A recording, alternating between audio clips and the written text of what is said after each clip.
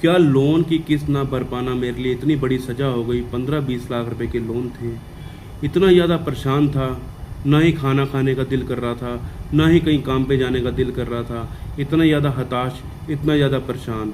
मेरे को ऐसे बुरे बुरे विचार, ऐसे बुरे बुरे ख्याल आ रहे थे। अब मैं क्या करूं, क्योंकि मुझे रिकवरी वालों का डर बहुत ज़्यादा सता रहा था कि अब रिकवरी वाले मेरे घर पर आएंगे और मेरे साथ गाली गलौज करेंगे, मेरे मोहल्ले पर खड़े होकर चिल्लाएंगे और तमाम तरीके से मेरे को हताश करके जाएंगे।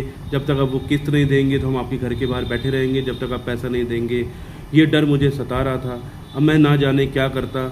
मेरा परिवार भी मुझे अपना बचाना था, मेरे अपने बच्चों का भी ख्याल रखना था और मेरे को अपने पूरी फैमिली का ख्याल रखना था। मेरे रिश्तेदारों को फ़ोन करके बताया जा रहा था कि मैं फ्रॉड हूँ, मैंने 1 रुपया नहीं भरा किस्त का, हम इसको डिफ़ॉल्टर घोषित कर देंगे, आपने इसके नाम से पैसा ले रखा है, इन्होंने आपके नाम से पैसा ले रखा है, आप इनके गारंटर हैं।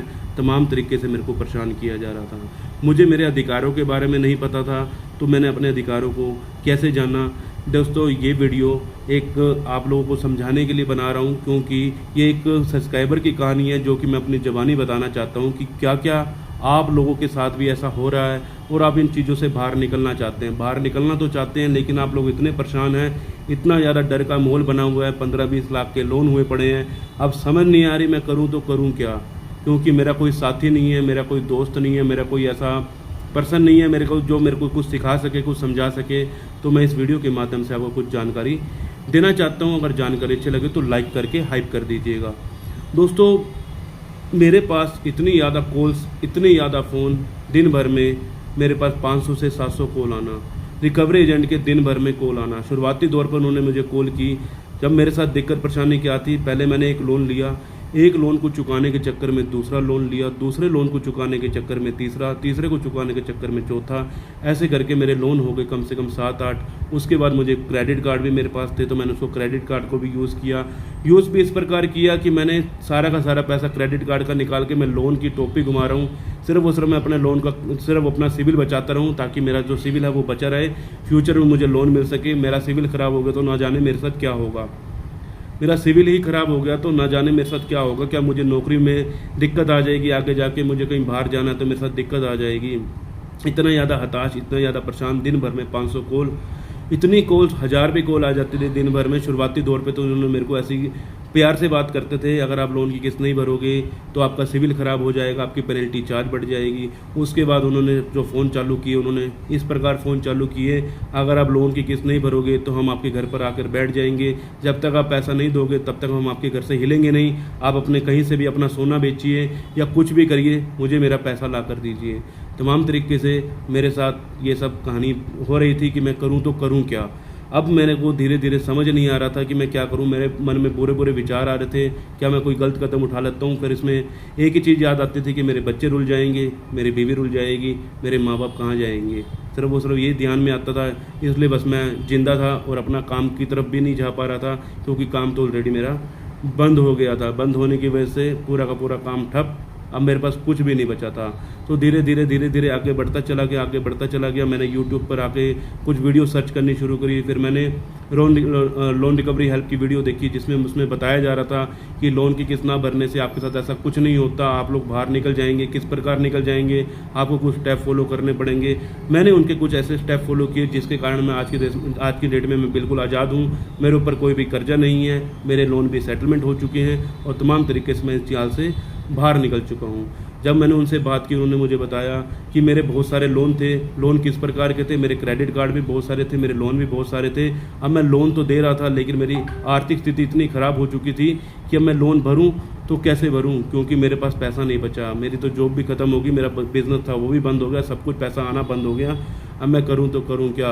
सारी कहानी बताई तो उन्होंने मुझे बताया कि आप इनके जो फ़ोन वगैरह आ रहे हैं, फ़ोन वगैरह मत उठाइए। फ़ोन नहीं उठाएंगे तो आपके साथ कोई भी दिक्कत परेशानी नहीं आएगी, ना ही फ़ोन ना उठाने से आपके पास किसी भी तरह का कोई केस लगेगा, ना ही किसी प्रकार की आपके साथ कोई प्रॉब्लम ऐसी बनने वाली है। मैंने उसके बाद से उनके फ़ोन नहीं उठाए थे, क्योंकि अगर मैं फ़ोन उठा रहा था तो मेरे दिमाग में और प्रेशर क्रिएट किया जा रहा था, अगर आप पैसे भरो नहीं तो हम ये कर देंगे, वो कर देंगे, ऐसे कर देंगे, वैसे कर देंगे। और उसके बाद रिकवरी वाले आने स्टार्ट हो गए।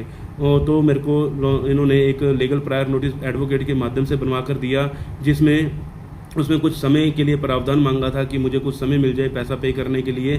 तो जब उनको लीगल प्रायर नोटिस भेजा तब भी उसके बाद भी 2-3 कंपनी के रिकवरी एजेंट घर पर आए। पैसे तो उनके 10-15 कंपनी के थे लोन, लेकिन मेरे पास 2-3 ही कंपनी के रिकवरी एजेंट आए और मैंने उनको लीगल प्रायर नोटिस दिखाया और चुपचाप चले गए। उन्होंने मेरे को कुछ भी नहीं बोला कि हाँ भैया आप पैसा क्यों नहीं पे कर रहे हैं, क्योंकि एक लीगल का डॉक्यूमेंट मेरे पास था और मैंने उनको दिखाया। उसके बाद भी अगर उन्होंने कोई बदतमीजी ऐसी करने की कोशिश की तो कंपनी को शो कोर्स का नोटिस भेजकर उनको बिल्कुल ही स्टॉप करवाया। तो थोड़ा सा दिक्कत परेशानी ये थी कि मेरे परिवार में मेरे बच्चे थे, मेरे रिश्तेदार थे, जो कि कई बार ऐसा है मेरे घर पे कोई रिश्तेदार आते ही रहते हैं, क्योंकि मेरा घर बिल्कुल हमारे रिश्तेदारी के बिल्कुल बीच में पड़ता है। तो हमारे मम्मी पापा से मिलने सारे के सारे आते रहते हैं, तो हमारे रिश्तेदारी भी आते रहते थे। तो जिस कारण मैं परेशान था कि बार बार रिकवरी एजेंट आएंगे, लेकिन ऐसा कुछ नहीं हुआ था। सिर्फ 3-4 कंपनी के रिकवरी एजेंट आए थे, उनको मैंने लीगल प्रायर नोटिस की कॉपी दिखा दी तो वो चले गए थे।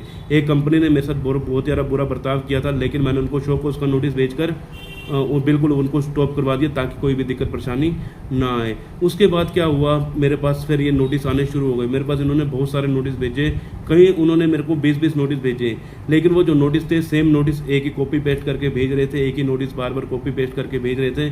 तो मैंने उस नोटिस को दिखाया इनको लोन रिकवरी हेल्प को, तो उन्होंने बोला इतने नोटिस इसका जवाब नहीं दो, जो नोटिस जरूरी है उन्हीं का जवाब दो, क्योंकि ऑलरेडी आपके पास पैसा नहीं है। पैसा का आपके पास ना होने की वजह से आप अपना पैसा वेस्ट मत कीजिए, आप अपने सेटलमेंट के लिए पैसा जोड़ लीजिए। उसके बाद कुछ कंपनी ने आर्बिट्रेशन की प्रक्रिया करी।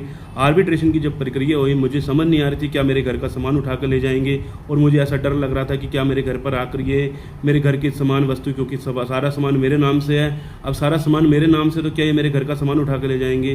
तो फिर मुझे पता चला ऐसा कुछ नहीं होगा, मेरे घर का सामान नहीं लेके जा सकते। इसमें सिर्फ और सिर्फ ज़्यादा से ज़्यादा आपके अकाउंट के ऊपर लिन लगा सकते हैं, अकाउंट के ऊपर लिन लगा सकते हैं। मेरा सैलरी अकाउंट है तो उसके ऊपर लिन लगा देंगे, या मेरे प्राइमरी अकाउंट पे लिन लगा देंगे। लेकिन हमने जैसे ऑब्जेक्शन डाली, ऑब्जेक्शन डालने के बाद उन्होंने दोबारा से एक नोटिस भेज दिया, उसके ऊपर भी ऑब्जेक्शन लगा दी। तो तमाम तरीके से उन्होंने नोटिस भेजे, हमने उसके ऊपर ऑब्जेक्शन लगवाई ताकि मुझे किसी प्रकार की कोई दिक्कत परेशानी ना आए। तो आर्बिट्रेशन की प्रक्रिया थी जो कि समाप्त हो गई थी। उसके बाद मेरे पास कंपनी के अच्छे ऑफर आने लगे सेटलमेंट के लिए, लेकिन मेरे पास अभी भी सेटलमेंट का पैसा नहीं था। मेरे पास एक कंपनी ने सेक्शन 25 का नोटिस जारी कर दिया था, उसका भी रिप्लाई करवा दिया था। उसके बाद मेरे को किसी भी तरह की दिक्कत नहीं आई थी।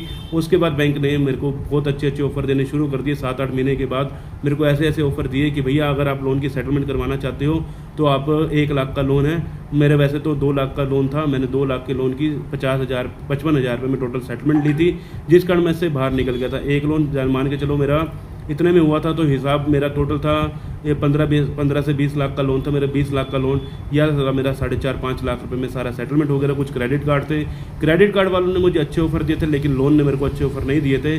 लेकिन आज की डेट में मैं इस लोन से बिल्कुल मुक्त हो चुका हूँ, बिल्कुल टेंशन फ्री हो चुका हूँ, क्योंकि मेरे को सिर्फ जो हेल्प चाहिए थी मुझे वो हेल्प मिल गई। मेरे माइंड में जो डर था वो सारा का सारा बाहर निकल गया। तो दोस्तों मैं आज इस वीडियो के माध्यम से आपको जानकारी देना चाहता हूँ। आप लोगों को लग रहा होगा ये सारा का सारा मैं अपने लिए बोल रहा हूँ, ये एक सब्सक्राइबर के बारे में जानकारी दे रहा था। उस सब्सक्राइबर ने भावुक होकर कहा कि आप मेरे लिए वीडियो जरूर बनाइए, क्योंकि वीडियो के माध्यम से बहुत सारे लोगों तक जानकारी पहुंचने वाली है, क्योंकि बहुत सारे लोग परेशान हैं। तो दोस्तों इस वीडियो में एक व्यक्ति है जिनके बारे में मैंने आपको जानकारी दी है, हमारे पुराने सब्सक्राइबर थे। तो मैंने उनकी एक छोटी सी कहानी जो भी उनके साथ रची थी तो मैंने उसके बारे में आपको जानकारी दी है। और दोस्तों आपको डरना नहीं है, घबराना नहीं है। उम्मीद करता हूँ आप लोगों को ये जानकारी बहुत अच्छी लगी होगी। अगर आपको यहाँ तक वीडियो तक पहुँच गए हो तो वीडियो को लाइक करने के साथ साथ अपना नाम जरूर लिख दीजिएगा कमेंट में। मिलते हैं किसी और इन्फॉर्मेटिव वीडियो के साथ। जय हिंद, जय भारत।